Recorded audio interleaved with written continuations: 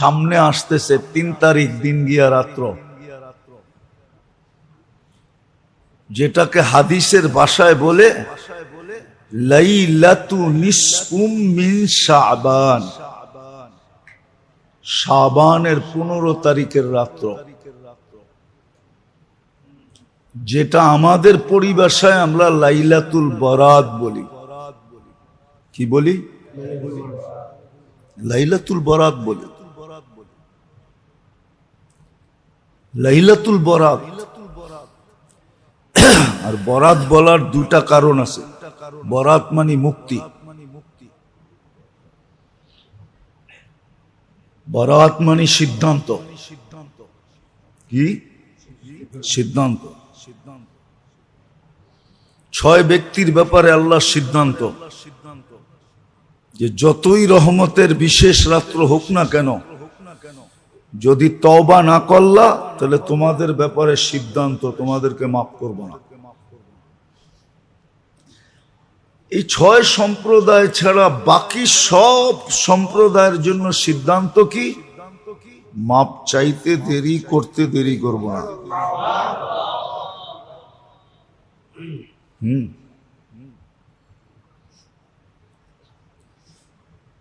এটাই সিদ্ধান্ত, এটাই মুক্তি। একজনকে এই দিক দিয়া মুক্তি, আরেকজনকে ওই দিক দিয়া মুক্তি। এই বিশেষ রাত্রটা হলো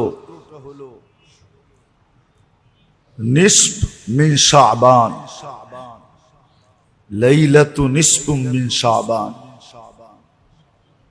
শাবানের ১৫ তারিখের রাত্রি। যদিও কেউ কেউ বলে, আছে আমাদের সমাজে কিছু লোক আছে বা দুনিয়াতেও কিছু লোক আছে যারা এই রাষ্ট্রের অস্তিত্বের ব্যাপারে মানে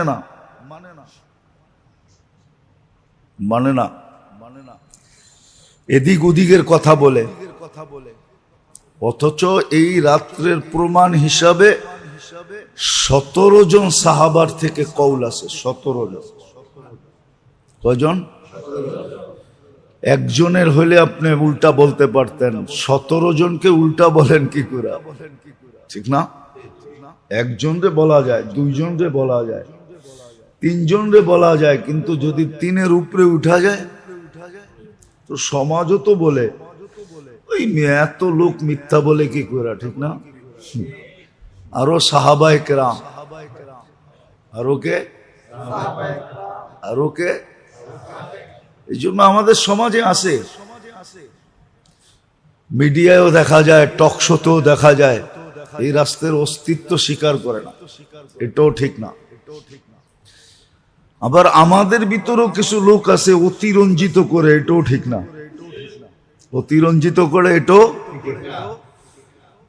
যেমন ডেক পাকাবে, মসজিদ আলোকিত করবে, চেরাগা করবে, বাতি সাত্তি লাগাবে, ঠিক না? রোডে সোডে মসজিদে, ঠিক না? হালুয়া শালুয়া, ঠিক না? খাওন টাউন খুব খুব খাবে, পাকাবে, ঠিক না? আবার পুরান ঢাকায় তো ২ দিন আগের থেকে রুটি বানানো শুরু হয়। দেখেন না শবে বরাতের রুটি? দেখছেন কি বড় বড় বানায়, কুমির বানায়, এটা বানায়, সেটা বানায়। ও জানে না কুমির বানায় কি করলো। মাছ বানায়, কুমির বানায়, ঠিক না? যে বানাইছে ওর খবর আছে। কিয়ামতের দিন আইনা আল্লাহ বলবে জানবে। একদিক দিয়ে পিটাইতে থাকবে, আরেক দিক দিয়ে বলতে থাকবে জানবে। রুটি বানাইলো বলা যেত, কিন্তু কি আপনাকে এখানে বানায় না? হ্যাঁ, কুমির বানায়, মাছ বানায়, অনেক প্রাণীর ছবি বানায় না রুটি দিয়া। হ্যাঁ,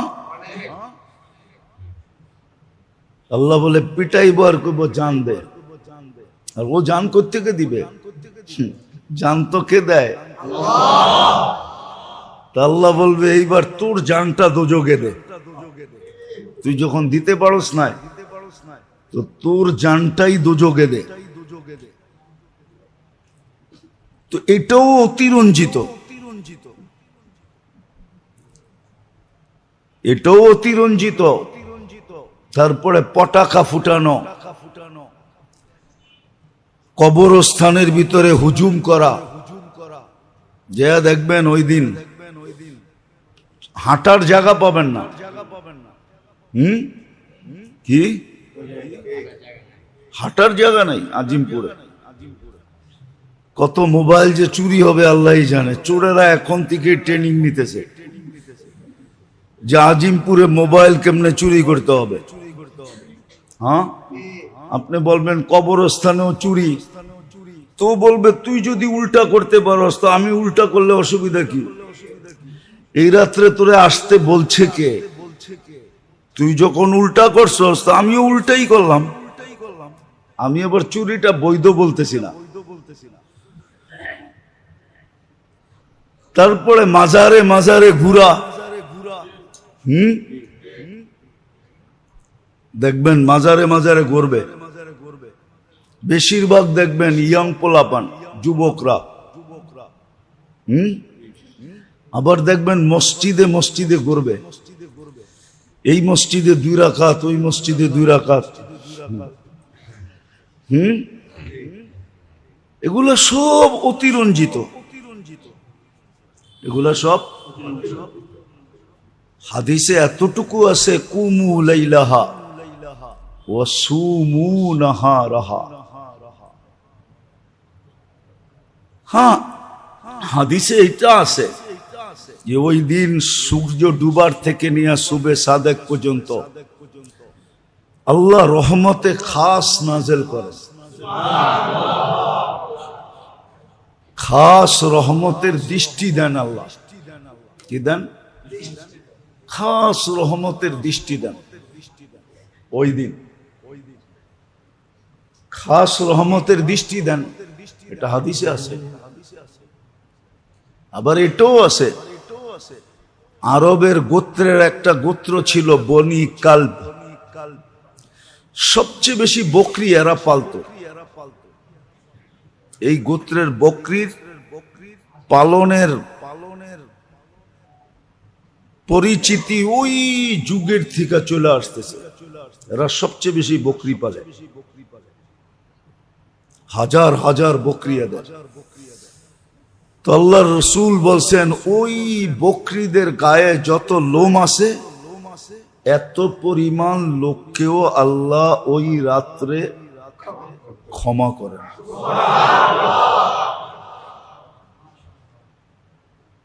আবার এটাও হাদিসে আছে, সারা বৎসরের, যদিও দ্বিমত আছে কিন্তু একমত এটাও যে সারা বৎসরের কয়জন জন্ম নিবে, কয়জন মারা যাবে, বাজেট যেটাকে বলে ওটা ওই রাত্রেই পেশ করা হয়। বলবেন এটা এত বরকতময় কেন? এটারও একটা কারণ আছে। এই শাবান মাসেই আমাদের আমলনামা বাৎসরিক হিসাবে আল্লাহর কাছে পেশ হয়। আল্লাহর রাসূল সবচেয়ে বেশি রোজা রাখতেন এই মাসে, রাখতে রাখতে রাখতে রমজানের সাথে মিলাইয়া দিতেন। জিজ্ঞাসা করছেন আপনি এত এই মাসে এত বেশি রোজা রাখেন কেন? বলছে আমার আমলনামা এই অবস্থায় পেশ হোক যে আমি রোজা অবস্থায় আছি।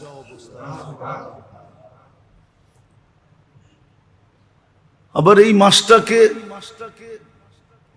আল্লাহর রসুলের মাস হিসাবে আখ্যায়িত করেন যে রমজান আল্লাহর মাস, শাবান মুহাম্মদুর রাসূলুল্লাহ সাল্লাল্লাহু আলাইহি ওয়াসাল্লামের প্রিয় মাস, সবচেয়ে পছন্দনীয় মাস।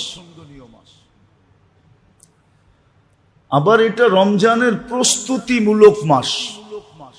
দেখেন না, বিয়ে শাদী হওয়ার আগে দুই দলই একটু টাইম নেয়, ঠিক না? হ্যাঁ, কি মেয়ে আলারও বলে একটু প্রস্তুতি নিতে হবে, ছেলে আলারও বলে একটু প্রস্তুতির ব্যাপার স্যাপার আছে।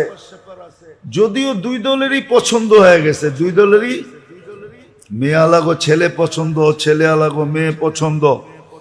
যখন পছন্দ হয়ে গেছে দেরি করার দরকারটা কি, ঠিক না? কি মাইয়া পোলা রাজি, জলদি করো কাজী, ঠিক না? দুজনই তো রাজি, কিন্তু তারপরও বলে একটু প্রস্তুতির দরকার আছে, ঠিক না? আমাগো তো মাইয়াটা একটু সাজায় গাজায় দিতে হবে, ছেলে আলারা বলে আমাগো তো একটু গুছায় গাছে আনতে হবে, ঠিক না?